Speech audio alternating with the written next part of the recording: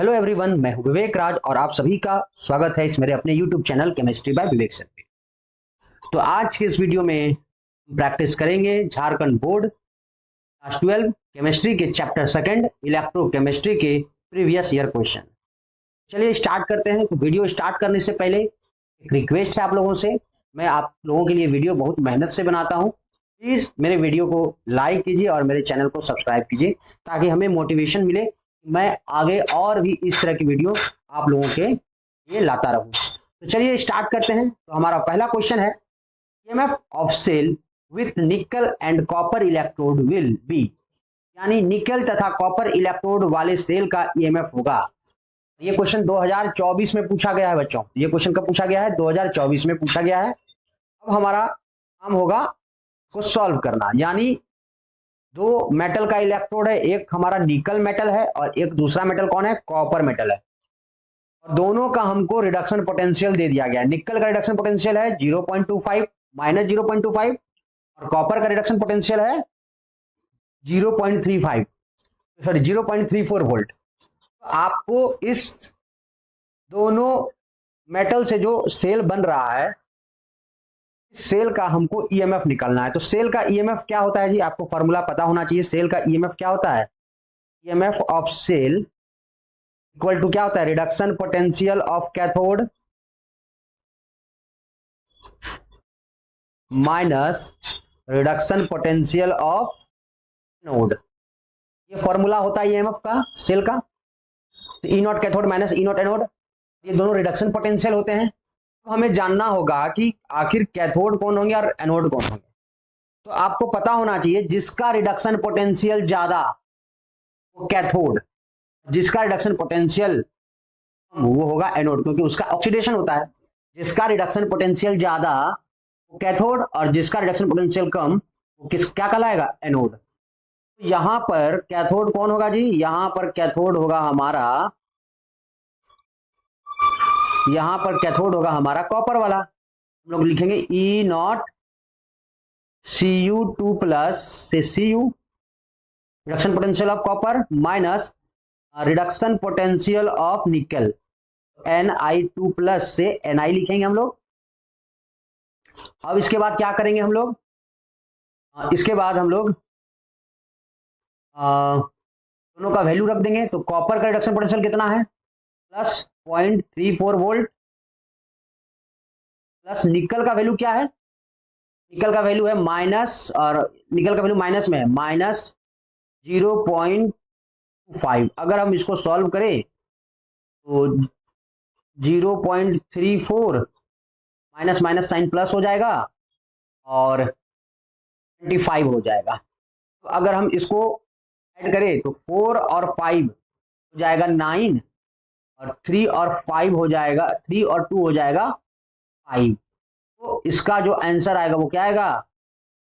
0.59 volt.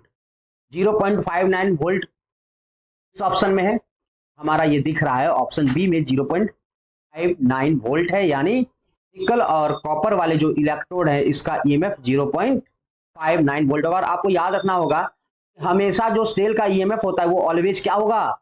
Positive होगा। Cell का EMF हमेशा क्या होता है? पॉजिटिव होगा। सेल का ईएमएफ कभी भी नेगेटिव नहीं हो सकता है। तो चलिए चलते हैं अगले क्वेश्चन पे। आपको ये वीडियो अच्छा लग रहा है तो प्लीज मेरे इस वीडियो को लाइक करें, अपने दोस्तों के साथ ये वीडियो जरूर शेयर करें।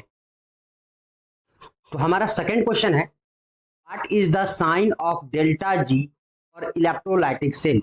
विद्युत अपघटनी सेल के लिए डेल्टा जी का चिन्ह होगा। तो देखो बाबू, सेल तो दो तरह के होते हैं। सेल कितने तरह के होते हैं? दो तरह के। एक होते हैं आपका इलेक्ट्रोकेमिकल सेल, एक होता है आपका इलेक्ट्रोकेमिकल सेल। तो पिछला जो क्वेश्चन आपने बनाया था वो इलेक्ट्रोकेमिकल सेल के बारे में था। और एक दूसरा सेल है इलेक्ट्रोलाइटिक सेल।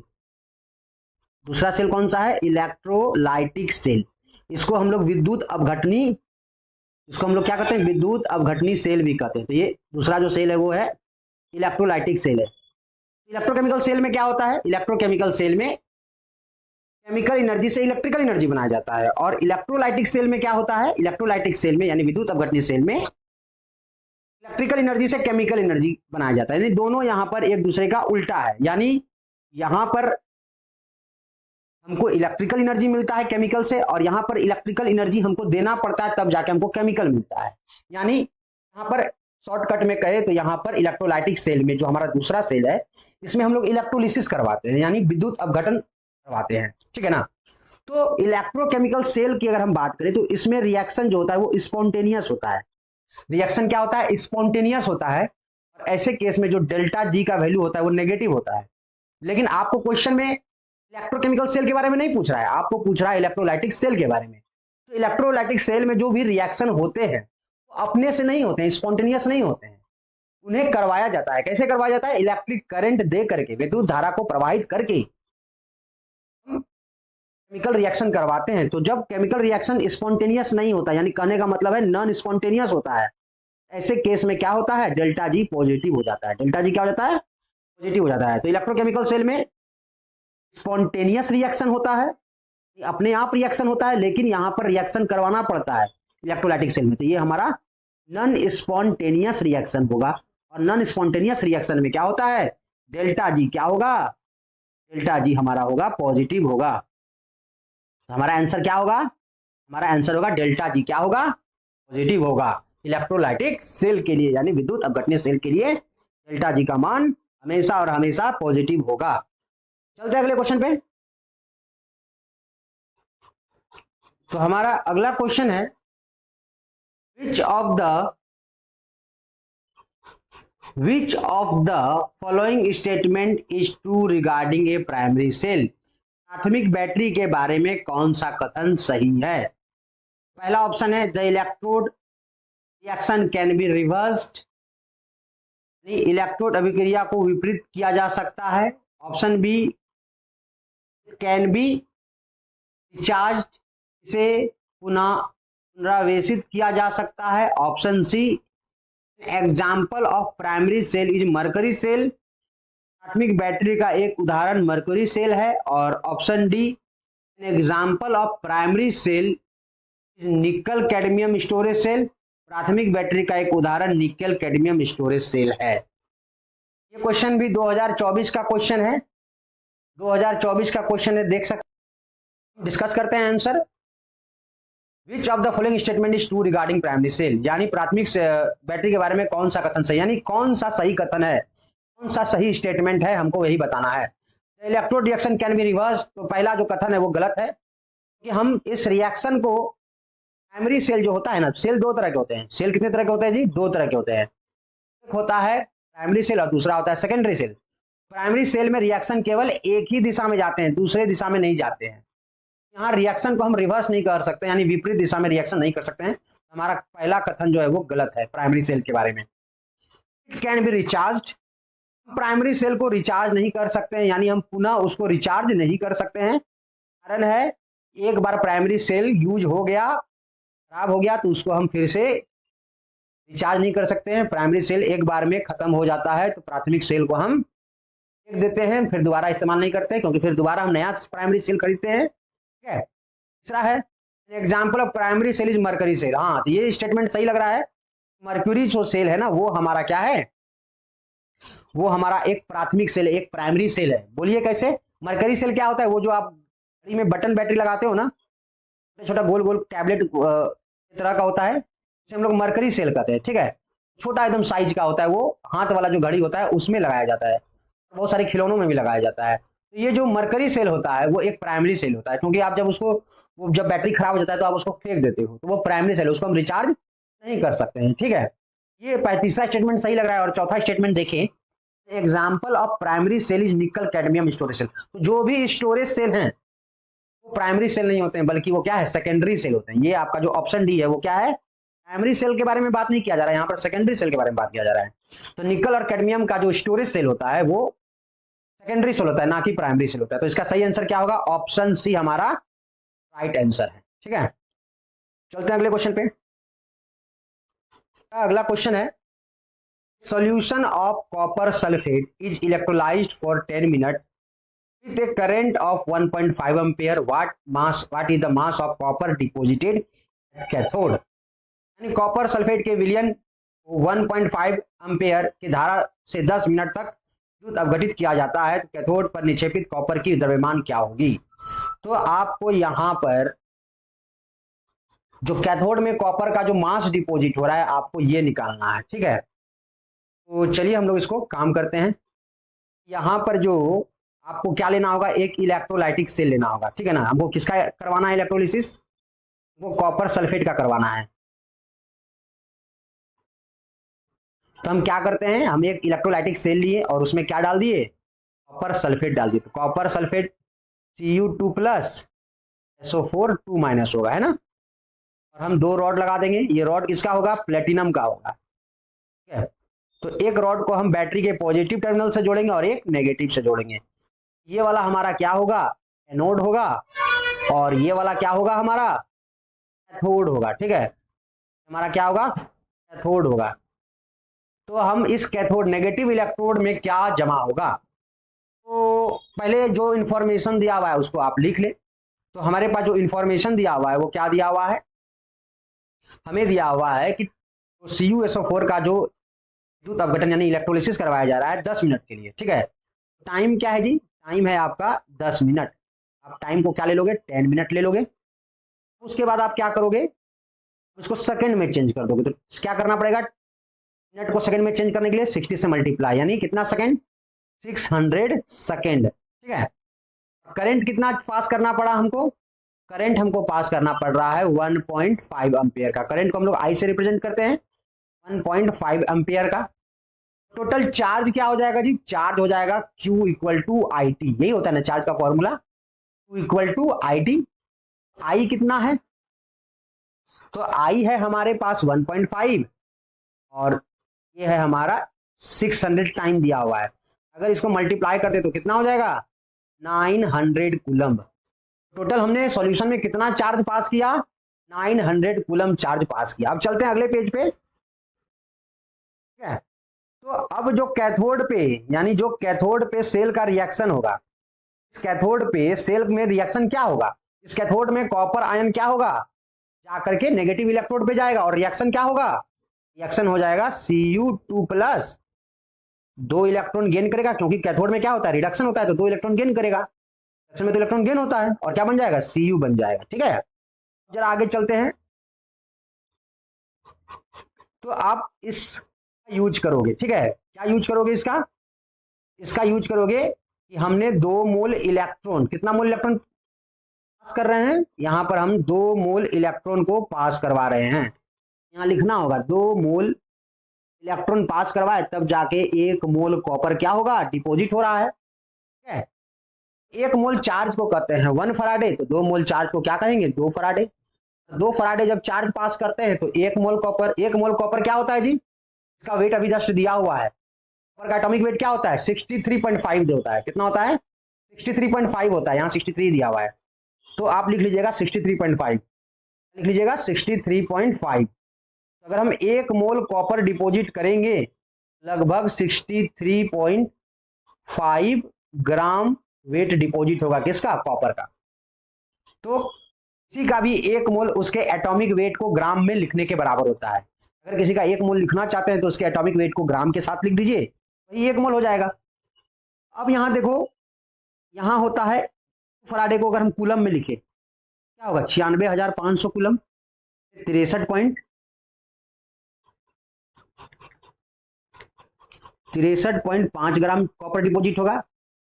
तो 1 कूलम में अगर हम 1 कूलम पास करें तो कितना डिपॉजिट होगा, 63.5 बटे 2 इंटू 96500। और हमने कितना चार्ज पास किया था 10 मिनट के लिए, हमने 900 चार्ज कितना पास किया था, 900 कूलम चार्ज पास किया था, 900 कूलम चार्ज पास किया था।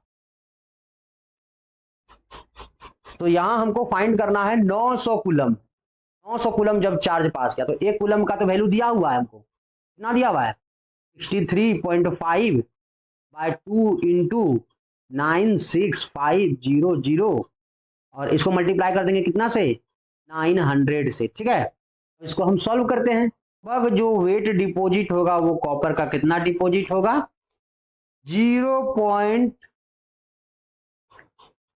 0.296 ग्राम, 0.296 ग्राम जो है कॉपर का डिपॉजिट होगा जब अगर हम 1.5 एम्पियर का करंट 10 मिनट के लिए फ्लो करे। तो ये हमारा आंसर होगा। नेक्स्ट क्वेश्चन है, charge required for the reduction of 1 mole of Al3 plus 2Al, यानी 1 मोल Al3 प्लस आयन का Al में अपचयन करने के लिए आवेश की आवश्यकता होगी। यानी अगर हम चाहते हैं ये जो 1 मोल एल्युमिनियम आयन है और इसको रिडक्शन करवाना है किसमें, Al में यानी एल्युमिनियम में, हमको कितना चार्ज देना पड़ेगा। ठीक है, तो रिडक्शन होगा क्योंकि हमको यहाँ बोला जा रहा है अपचयन करवाना है, यानी रिडक्शन करवाना है। रिडक्शन करवाना है मतलब इलेक्ट्रॉन गेन करेगा, एल्युमिनियम प्लस चार्ज है, इलेक्ट्रॉन गेन करेगा तभी तो एल बनेगा। इस पे कितना चार्ज है 3 प्लस, अगर हम, और यहाँ पर कितना चार्ज है, यहाँ पर चार्ज है 0 है, यानी कितना इलेक्ट्रॉन देना पड़ेगा, यहाँ पर 3 इलेक्ट्रॉन देना पड़ेगा क्योंकि हर एक इलेक्ट्रॉन का चार्ज क्या होता है, -1 होता है। 3 प्लस है तो 3 इलेक्ट्रॉन देंगे तब जाके चार्ज क्या हो जाएगा, 0 हो जाएगा। यानी अगर हमको 1 मोल Al3 प्लस आयन को रिड्यूस कराना है तो हमको 3 मोल इलेक्ट्रॉन क्या करना पड़ेगा, अप्लाई करना पड़ेगा रिड्यूस करने के लिए इस 1 मोल आयन को।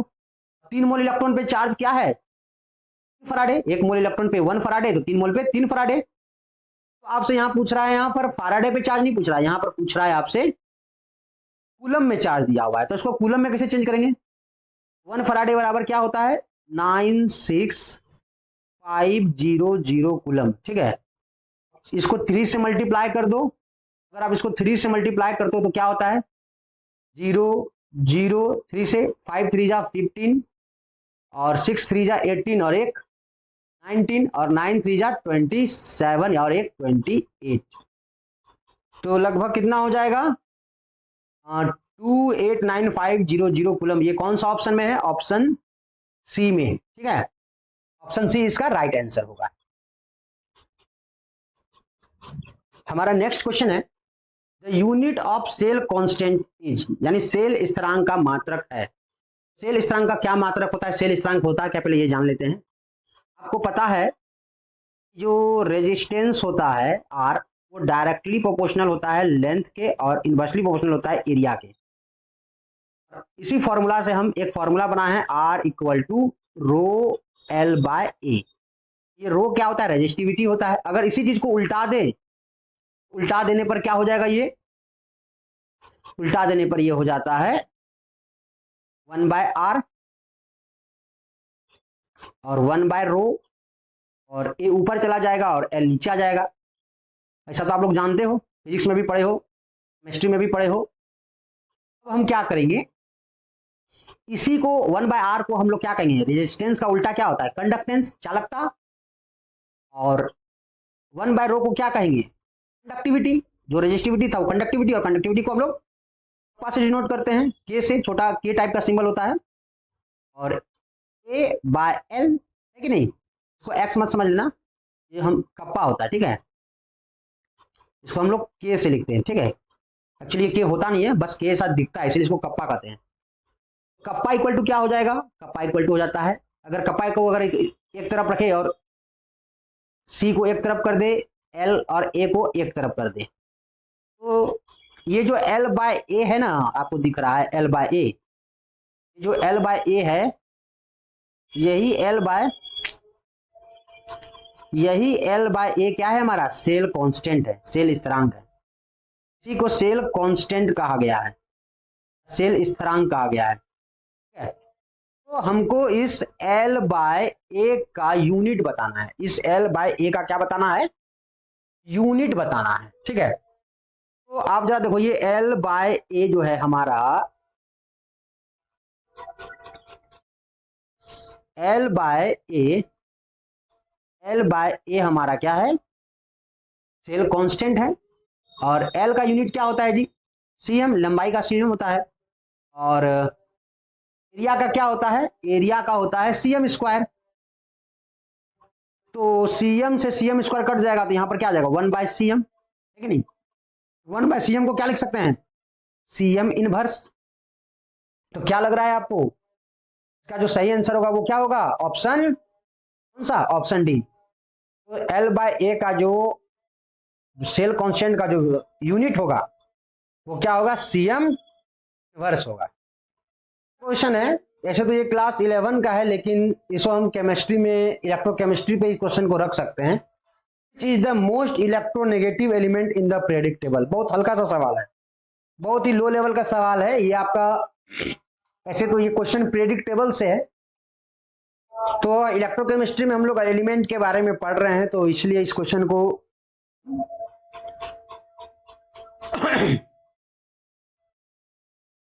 इलेक्ट्रोकेमिस्ट्री चैप्टर में रखे हैं, क्योंकि ये 2024 में पूछा गया क्वेश्चन है।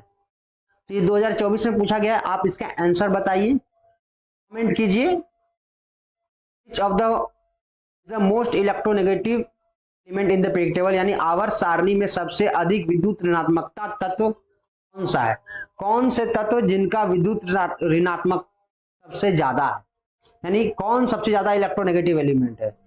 अगर हम इसका आंसर दे तो इसका जो सही आंसर होगा वो क्या होगा, फ्लोरीन। क्या होगा, फ्लोरीन। फ्लोरीन एक ऐसा एलिमेंट है जिसका सिंबल क्या होता है, यही जो एलिमेंट है ये पीरियोडिक टेबल में सबसे ज्यादा इलेक्ट्रोनेगेटिव होता है। अगला क्वेश्चन है, स्टैंडर्ड गिव्स energy for the following cell reaction is -300 kilo joule per mole. ये हमारा रिएक्शन दिया हुआ है। Calculate the EMF of the cell for the reaction. हमें दिया हुआ है 1 फराडे का वैल्यू दिया हुआ है 96,500 कूलम होता है, ठीक है। इस पर मोल गलती से लिखा गया है, तो 1 मोल इलेक्ट्रॉन पे चार्ज होता है 96,500। निम्नलिखित सेल अभिक्रिया के लिए मानक गिब्स ऊर्जा -300 किलो जूल प्रति मोल है। अभिक्रिया के लिए, इस अभिक्रिया के लिए सेल का स्टैंडर्ड ईएमएफ का परिकलन कीजिए। तो हमको यहाँ पर गिब्स एनर्जी दिया हुआ है, यहाँ पर हमें दिया हुआ क्या है जी, हमें यहाँ पर दिया हुआ है डेल्टा जी नॉट दिया हुआ है। डेल्टा जी नॉट क्या है, -300 किलो जूल। किलो जूल को हम कैसे चेंज करेंगे जी, जूल में टू द पावर 3 लिख देंगे। इतना आपको डेल्टा जी दिया हुआ है, ठीक है। तो आपको क्या करना है, सेल का स्टैंडर्ड ईएमएफ निकालना है। गिब्स एनर्जी का क्या फॉर्मूला था, गिब्स एनर्जी का फॉर्मूला था delta G naught equal to -NF E naught cell था, यही फॉर्मूला था ना। आपको यहाँ पर डेल्टा जी दिया हुआ है, आपको ई नॉट सेल निकालना है। तो आप क्या करोगे, जो भी है वैल्यू रख दो। तो हम पहले ई नॉट सेल निकालना चाहते हैं, तो ई नॉट सेल बराबर क्या हो जाएगा मेरा, ई नॉट सेल बराबर हो जाएगा डेल्टा जी नॉट -NF। हम सारा वैल्यू लिख देते हैं। डेल्टा जी का वैल्यू क्या दिया हुआ है, -300 इंटू 1000, 10⁻³ को हम 1000 कहेंगे। इसको डिवाइड किसे कर देंगे, अच्छा इस रिएक्शन में कितना इलेक्ट्रॉन लॉस और गेन हो रहा है, लॉस 2 हो रहा है, तो गेन भी 2 इलेक्ट्रॉन होगा। जिंक Zn2+ बन रहा है, जिंक क्या बन रहा है, Zn से Zn2+ बन रहा है। 2 इलेक्ट्रॉन का लॉस हो रहा है या 2 इलेक्ट्रॉन का गेन हो रहा है। एन का वैल्यू क्या हो जाएगा, हो जाएगा। और एफ का वैल्यू हमें दिया हुआ है 96,500 दिया हुआ है, माइनस माइनस प्लस हो जाएगा। अब आप इसको सॉल्व करोगे, जो आपका आंसर आएगा वो लगभग आएगा 1.5 वोल्ट। तो जो हमारा जो सेल का जो ईएमएफ आ रहा है, अगर हम उसको नीचे लिखें, हमारा जो सेल का जो ईएमएफ आएगा वो क्या आएगा, +1.55 वोल्ट। ये हमारा स्टैंडर्ड ईएमएफ निकल गया। तो यही हमारा आंसर भी है। मूव करते हैं हम अगले क्वेश्चन पे। Calculate lambda naught M for MgCl2 if lambda not value for Mg2+ ion and MgCl minus Cl minus ion is 106 siemens centimetre square mole and 76.3 siemens square mole respectively. तो MgCl2 के लिए lambda naught परिकलन कीजिए यदि Mg plus ion और Cl minus ion के लिए lambda naught का मान क्रमशः 106 और 76.3 है। हमको लैम्डा नॉट M निकालना है। क्या निकालना है जी? मोलर कंडक्टिविटी निकालना है। तो मोलर कंडक्टिविटी किसका निकालना है? MgCl2 का निकालना है। किसका निकालना है? MgCl2 का निकालना है। आपको पता है जब भी अगर हम लिमिटिंग मोलर कंडक्टिविटी निकालते हैं या मोलर कंडक्टिविटी इनफिनाइट सॉल्यूशन पे निकालते हैं, वो क्या होता है? वो उसके कैटायन का लिमिटिंग मोलर कंडक्टिविटी प्लस उसके एनायन का लिमिटिंग मोलर कंडक्टिविटी का क्या होता है? योग होता है, यानी सम होता है।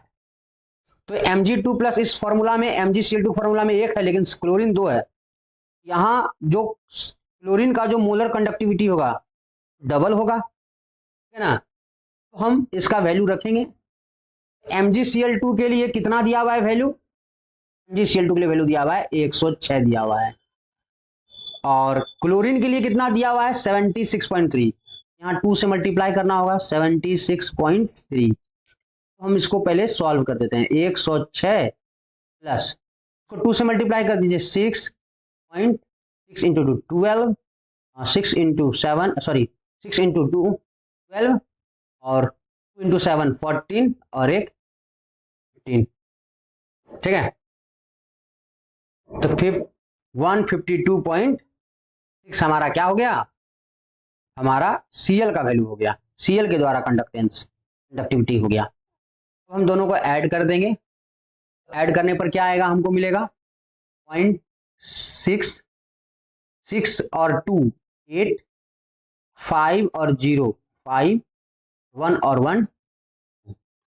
तो MgCl2 का जो लिमिटिंग मोलर कंडक्टिविटी होगा वो क्या होगा? 258.6 सीमेन सेंटीमीटर स्क्वायर पर मोल। काफी हल्का क्वेश्चन था ये। लगभग सारे क्वेश्चन नॉर्मल ही है, ज्यादा लेवल के क्वेश्चन नहीं पूछे जाते हैं झारखंड बोर्ड पे।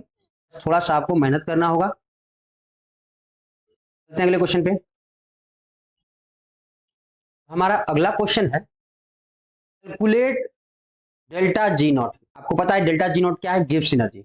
Calculate Gibbs energy and log KC for the following reaction the following cell. ये हमारा सेल दिया हुआ है, सेल का रिएक्शन दिया हुआ है।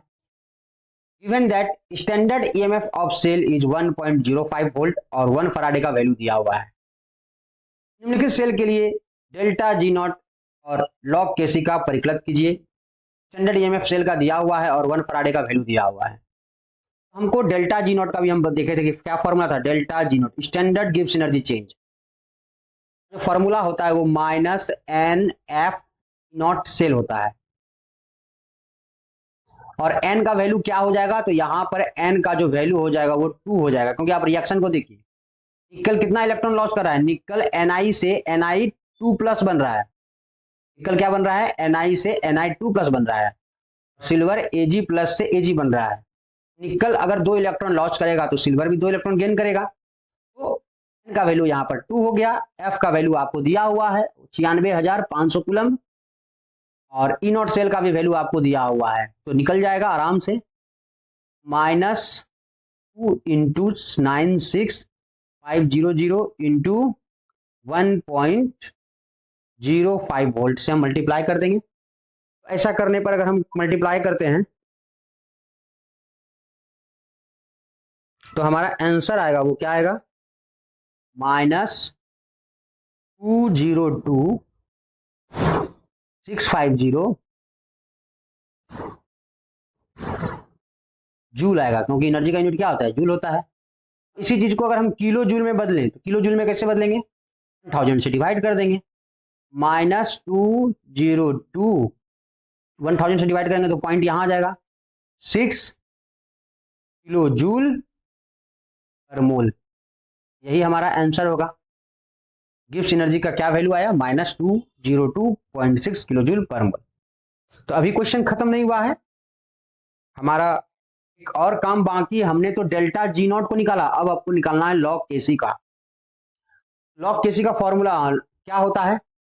लॉग केसी कब यूज करते हैं? तो लॉग केसी तब यूज करते हैं जब सेल इक्विलिब्रियम अटेन कर लेता है। इसका मतलब है सेल काम करना बंद कर देता है। तो उसके लिए चलिए हम देखते हैं क्या फॉर्मूला होता है। तो अकॉर्डिंग टू, जब सेल क्या अटेन कर लेता है, साम्य अवस्था को प्राप्त कर लेता है, यानी इक्विलिब्रियम को प्राप्त कर लेता है, तो ऐसे केस में सेल का ईएमएफ क्या हो जाता है जी? सेल का ईएमएफ जो होता है वो हो जाता है 0। और फॉर्मूला क्या होता है? ईएमएफ ऑफ द सेल, आपको नॉन इक्वेशन लिखना होगा। E naught cell minus 0.059 by n log Q था, है ना। जब सेल का ईएमएफ 0 हो जाएगा, ई नॉट सेल का वैल्यू कितना दिया हुआ है? 1.05 दिया हुआ है। अभी आप देखें 0.059 बाय 2, यहां जब इक्विलिब्रियम अटेन कर लेगा तो लॉग क्या हो जाएगा? केसी। हमको इस लॉग केसी का मान निकालना है। तो इसको अगर हम सॉल्व करें क्या होगा? 0 इक्वल टू 1.05, अगर इसको 2 से डिवाइड करते हैं 0.029 लॉग केसी। अगर हम इसको आगे सॉल्व करें, ये वाला जो पार्ट है लॉग केसी वाला पार्ट है, ये पूरा पार्ट को हम उस तरफ भेज देते हैं ताकि ये प्लस हो जाए। 0.029 लॉग केसी इक्वल टू क्या हो जाएगा? इक्वल टू हो जाएगा 1.05, और लॉग केसी का मान क्या हो जाएगा? 1.05 में आप क्या डिवाइड कर दोगे?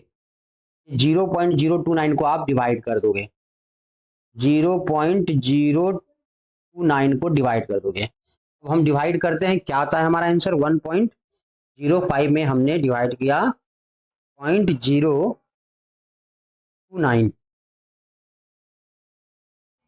32.32 हमारा क्या आता है? लॉग केसी का वैल्यू आता है। हमारा जो राइट आंसर वो हमारा नेक्स्ट क्वेश्चन है, calculate the EMF of the cell at 298 kelvin. तो ये हमारा सेल दिया गया है, स्टैंडर्ड सेल का ईएमएफ भी दे दिया गया है। आपको इस सेल का क्या करना है? ईएमएफ निकालना है, ठीक है। देखिए यहाँ पर आपको कुछ लॉग का वैल्यू भी दिया हुआ है, हो सकता है आपको इसका यूज पड़े। तो एक्चुअली में आपको यहाँ पर नॉन इक्वेशन लिखना होगा कि आपको सेल का ईएमएफ निकालना है। तो सेल का ईएमएफ क्या होता है? फॉर्मूला अभी जस्ट हम थोड़ा देर पिछला क्वेश्चन पे लिखे थे, A equal E naught sorry E cell of equal to, cell किसके बराबर होता है? E naught cell minus 0.059 by n log Q, log Q होता है। लेकिन Q कैसे निकालेंगे? उसके लिए हमको पहले सेल का रिएक्शन लिखना होगा। सेल का क्या करना पड़ेगा? सेल का रिएक्शन लिखना होगा। सेल के रिएक्शन कैसे लिखेंगे हम लोग? सेल का रिएक्शन हम लिखते हैं यहां पर, क्या हो रहा है? Fe क्या बन रहा है जी? Fe यहां पर Fe2+ बन रहा है, ठीक है ना। और हाइड्रोजन आयन क्या बन रहा है यहां पर? हाइड्रोजन आयन बन रहा है आपका, हाइड्रोजन गैस बन जा रहा है। इसको अगर हम बैलेंस कर दे, यहाँ 2H लगाना पड़ेगा। आई थिंक ये रिएक्शन बैलेंस हो गया। Fe का ऑक्सीडेशन हो रहा है और हाइड्रोजन का रिडक्शन हो रहा है। आप देख सकते हैं Fe का चार्ज इंक्रीज हो रहा है और हाइड्रोजन का चार्ज डिक्रीज हो रहा है। Fe ऑक्सीडेशन का करेगा, यानी Fe एनोड होगा, हाइड्रोजन वाला जो इलेक्ट्रोड होगा वो कैथोड होगा। अब हमें यहाँ पर Q का वैल्यू निकालना होगा। तो Q का वैल्यू कैसे निकालते हैं? Q का वैल्यू निकालते हैं हम लोग, प्रोडक्ट वाले को ऊपर रख देंगे। प्रोडक्ट क्या है? Fe2+। जो भी प्रोडक्ट के तरफ आयन होंगे उनको हम ऊपर रख देंगे, और बट रिएक्टेंट वाले जो आयन है, तो रिएक्टेंट में कौन सा आयन है? हाइड्रोजन आयन है। हाइड्रोजन आयन का कंसंट्रेशन क्या है? H+। पहले Q का वैल्यू निकाल लेते हैं। Fe2 का प्लस वैल्यू कितना दिया हुआ है हमारे पास? Fe2 का वैल्यू दिया हुआ है हमारे पास 0.001 और H प्लस का वैल्यू क्या दिया हुआ है? H प्लस का वैल्यू हमें दिया हुआ है 0.01। अब अगर हम इसको सॉल्व कर दे तो सॉल्व करेंगे तो क्या होगा? यहां से पॉइंट हटाएंगे तो नीचे क्या हो जाएगा? 1000 और यहां से पॉइंट हटाएंगे, नीचे से पॉइंट हटाएंगे तो ऊपर हो जाएगा 100। 2 जीरो कैंसिल हट जाएगा, नीचे क्या रह जाएगा? 10 रह जाएगा। अब हम इसको हम आगे बढ़ाते हैं तो Q का जो वैल्यू होगा, Q का वैल्यू क्या लिख सकते हैं लोग? 10 के पावर -1। Q का वैल्यू क्या हो जाएगा? 10 के पावर -1 हो जाएगा। तो हम लोग इसको आगे बढ़ते हैं। सेल का स्टैंडर्ड ईएमएफ दिया हुआ है 0.44 वोल्ट माइनस कितना है? Fe कितना इलेक्ट्रॉन लॉस कर रहा है? 2। गेन भी हाइड्रोजन 2 ही करेगा। 0.059 को अगर आप 2 से डिवाइड करोगे, क्या यानी कि n का वैल्यू यहाँ पर आपको क्या मिल रहा है? n का वैल्यू 2 मिल रहा है। 0.059 को 2 से डिवाइड करोगे तो अभी हमने जस्ट देखा था, क्या आया था? 0.029 आया था। और लॉग हमको Q का मान पता था, लॉग Q का मान पता था, लॉग Q का नहीं, Q का मान पता था। और Q का मान क्या है? 10 टू द पावर -1। मल्टीप्लाई का साइन नहीं होगा, 10 के पावर -1 हो गया। तो आपको पता है जब लॉग साथ कोई नंबर है और उसके ऊपर पावर है तो पावर आगे आ जाता है। तो हम इस चीज को और आगे बढ़ाएंगे, 0.44 और इसको पावर 1 आगे आ जाएगा तो पावर 1 मल्टीप्लाई आ जाएगा। पावर 1 अगर आगे आ गया तो -1 से मल्टीप्लाई करना, अगर -1 से मल्टीप्लाई करेंगे तो क्या हो जाएगा? 0.029 हो जाएगा। लॉग 10 का वैल्यू आपको पता है, लॉग 10 का वैल्यू 1 होता है। अगर हम इसी चीज को अगर हम ऐड करें, अगर हम इसको ऐड करेंगे तो क्या होगा हमारा सेल का ईएमएफ? हमारा जो इस सेल का ईएमएफ आएगा वो क्या आएगा? जरा ऐड करके देख लेते हैं। तो 9 है और 4 के साथ 2 ऐड करेंगे। जब भी हम डिसिमल वाले का एडिशन करते हैं तो पॉइंट के सामने पॉइंट रखते हैं। 4 के सामने 2 आएगा तो क्या हो जाएगा? ये 6 हो जाएगा, सॉरी पर क्या हो जाएगा? 6 हो जाएगा, ठीक है। और फिर 4 के सामने क्या आ जाएगा? 0 आ जाएगा तो ये क्या हो जाएगा? 4 हो जाएगा। और 0.0 इसका जो ईएमएफ आ जाएगा वो क्या आ जाएगा? 0.469 क्या आ जाएगा? वोल्ट आ जाएगा। ये हमारा राइट आंसर है सेल का ईएमएफ। मूव करते हैं अगले क्वेश्चन पे। हमारा अगला क्वेश्चन है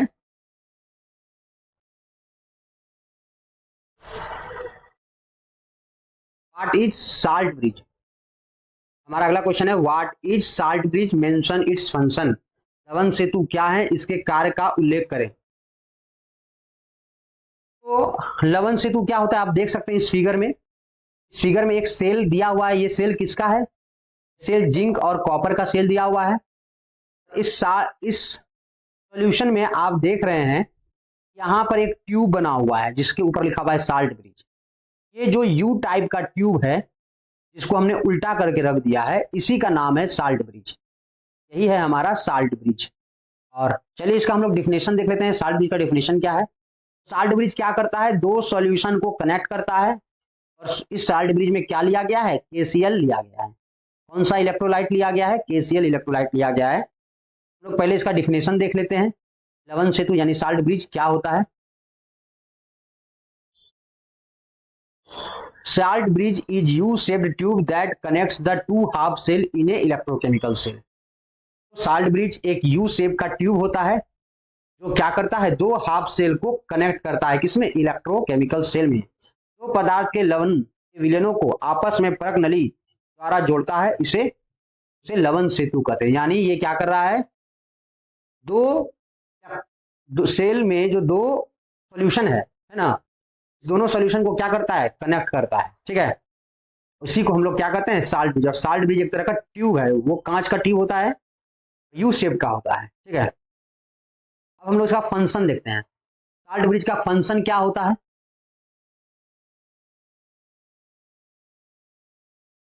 अब हम लोग इसका फंक्शन देखेंगे। Function of salt bridge, maintain the electrical neutrality of the solution. तो साल्ट ब्रिज जिस सॉल्यूशन में डूबा होता है उस सॉल्यूशन में इलेक्ट्रिकल न्यूट्रलिटी बनाए रखता है, यानी सॉल्यूशन को न्यूट्रल रखता है, क्योंकि दोनों हाफ सेल में रिएक्शन होता है, रिएक्शन के चलते आयन प्रोड्यूस होते हैं, उस आयन के चार्ज को न्यूट्रलाइज करने के लिए साल्ट ब्रिज लगाया जाता है।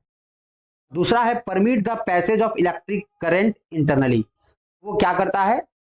इलेक्ट्रिक करंट वो कंटिन्यू रखता है, ठीक है ना, वो इलेक्ट्रिक करंट को कंटिन्यू रखता है। अगर हम हिंदी में देखें तो लवण सेतु का उपयोग विद्युत उदासीनता को बनाए रखने के लिए किया जाता है, ठीक है। दोनों सॉल्यूशन में जो है चार्ज को वो क्या करता है? बैलेंस करता है, उदासीन बनाए रखता है और आंतरिक परिपथ को पूरा करने के लिए यानी जो करंट का जो सर्किट है उसको कंप्लीट करता है, यानी उसको इलेक्ट्रिक करंट पास होने के लिए रास्ता देता है, ठीक है। ये था साल्ट ब्रिज का फंक्शन और डिफिनेशन। चलते हैं अगले क्वेश्चन पे। आई थिंक ये हमारा लास्ट क्वेश्चन होगा।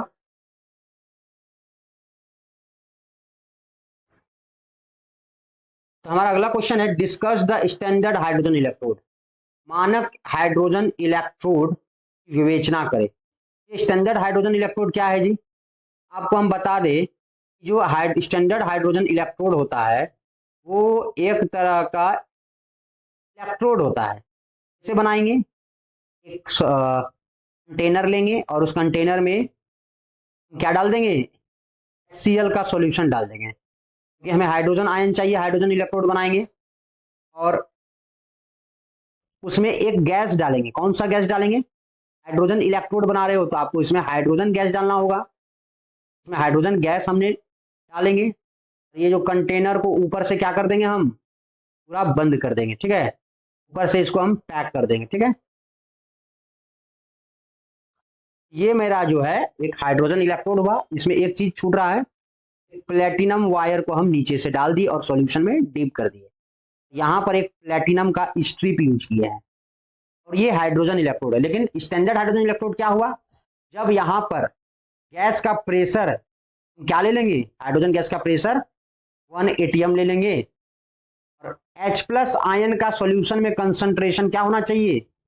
1 m हो और टेम्परेचर इसका क्या हो? 0 डिग्री सेल्सियस हो। ऐसे इलेक्ट्रोड को हम क्या कहेंगे? स्टैंडर्ड हाइड्रोजन इलेक्ट्रोड कहेंगे, SHE। ये एक रेफरेंस इलेक्ट्रोड है, ठीक है ना। ये कैसा इलेक्ट्रोड है? रेफरेंस इलेक्ट्रोड है। मानक हाइड्रोजन इलेक्ट्रोड एक तरह का रेफरेंस इलेक्ट्रोड है। इसके डिफिनेशन पे चलते हैं। The standard hydrogen electrode SHE is a primary reference electrode used in the electrochemistry to define the standard electrode potential of other half shell। तो आपको पता होना चाहिए कि ये जो स्टैंडर्ड हाइड्रोजन इलेक्ट्रोड है SHE एक रेफरेंस इलेक्ट्रोड, और इसके मदद से हम दूसरे इलेक्ट्रोड का पोटेंशियल पता करते हैं। दूसरे इलेक्ट्रोड का स्टैंडर्ड रिडक्शन पोटेंशियल या कहे रिडक्शन, दूसरे इलेक्ट्रोड का पोटेंशियल पता करते हैं, ठीक है। और हमको पता है कि जो स्टैंडर्ड हाइड्रोजन इलेक्ट्रोड है इसका जो पोटेंशियल क्या माना गया है? इसका पोटेंशियल 0 वोल्ट माना गया है, ठीक है। तो standard hydrogen electrode is primary reference electrode used in electrochemistry to define standard electrode potential of other half cell. तो स्टैंडर्ड हाइड्रोजन इलेक्ट्रोड के हेल्प से हम क्या करते हैं? दूसरे इलेक्ट्रोड का, दूसरे मेटल का इलेक्ट्रोड का हम स्टैंडर्ड इलेक्ट्रोड पोटेंशियल कैलकुलेट करते हैं। यानी मानक हाइड्रोजन इलेक्ट्रोड के संदर्भ इलेक्ट्रोड यानी रेफरेंस इलेक्ट्रोड है, इसका उपयोग विद्युत रासायनिक अभिक्रियाओं के लिए अन्य सभी इलेक्ट्रोड विभवों का मापन के आधार बनाने के लिए कहते हैं। यानी हम स्टैंडर्ड हाइड्रोजन इलेक्ट्रोड के मदद से दूसरे इलेक्ट्रोड के, दूसरे धातु वाले इलेक्ट्रोड के विभव का पता लगाते हैं, ठीक है ना। मानक विभव का हम पता लगाते हैं। ये था हमारा लास्ट क्वेश्चन। तो हम लोग यहीं पर स्टॉप करते हैं, और ये वीडियो आपको कैसा लगा प्लीज कमेंट करके बताइएगा, और आप ये वीडियो कहाँ से देख रहे हैं प्लीज कमेंट कीजिएगा। Thank you for watching this video and have a nice day.